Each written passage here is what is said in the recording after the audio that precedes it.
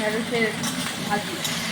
কালো জিরে শুকনো লঙ্কা ঠান্ডা দিয়ে মোটা মোটা বড় বড় করে টুকরো করে এটা হালকা তেল দিয়ে ভাজি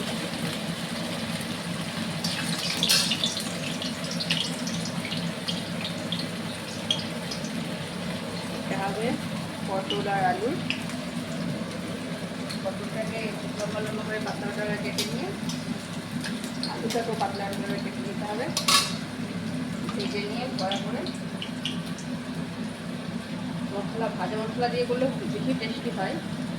আমি ভাজা মশলা দিয়েই করি।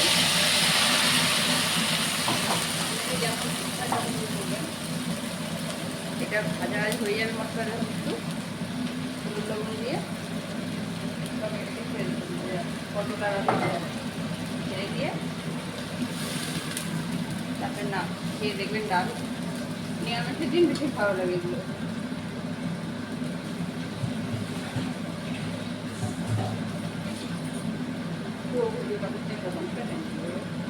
করতে হবে না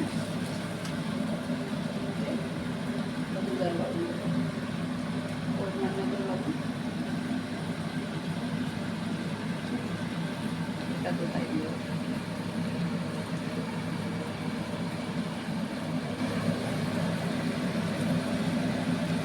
শনিবার আজকে নিরামিষ।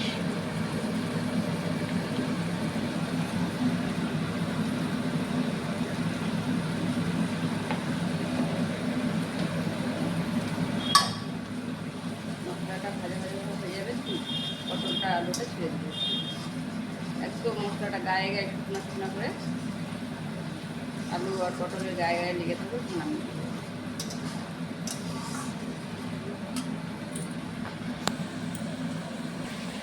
এবার পটলটা দিয়ে দিব। আলু পটল ভাজাটা মশলা দিয়ে করে রেখেছি ওটা দিয়ে দিব। ভালো করে কষে কষে একদম মশলাটা গায়ে গায়ে পটল আর আলু গায়ে গায়ে লেগে থাকবে।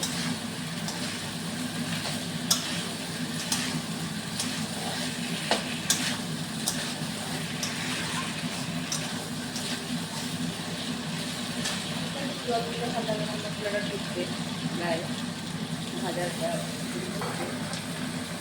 না ঢুকলে তো ভালো লাগবে না।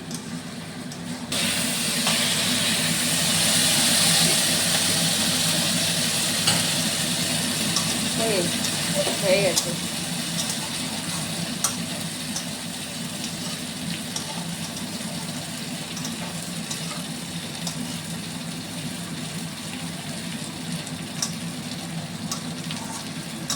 হয়ে গেছে, গরম গরম ভাতের সঙ্গে পড়ে গেছে।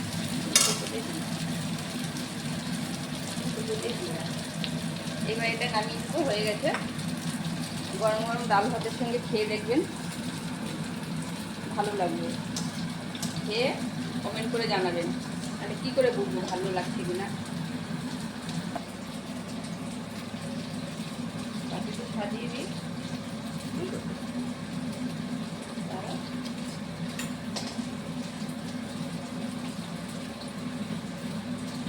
ডেকোরেশনের উপরেও জিনিস এই খেয়ে দেখবেন।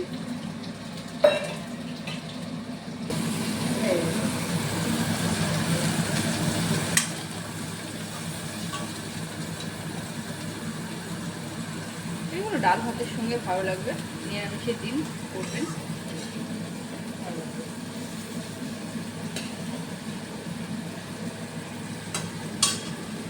ডাল ভাতের সঙ্গে খেয়ে দেখবেন, ভালো লাগবে। খেয়ে কমেন্ট করে জানাবেন।